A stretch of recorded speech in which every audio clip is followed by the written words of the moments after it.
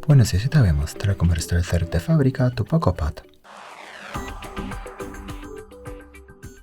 Para empezar abrimos la aplicación Ajustes y luego aquí hay que abrir a la izquierda la primera pestaña. Luego aquí a la derecha pulsamos la opción restablecimiento de fábrica, esta opción. Y aquí leemos este aviso más abajo, confirmamos, luego pulsamos restablecimiento de fábrica o pues también hacer copia de seguridad.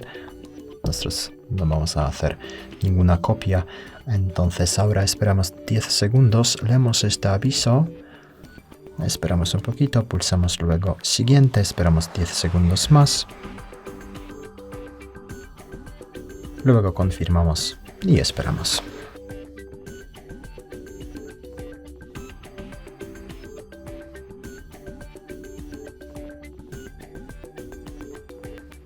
Y como ves así acabamos de borrarlo todo del dispositivo. Muchas gracias por ver el vídeo, te invito a comentar abajo, suscribirte al canal. Hasta luego.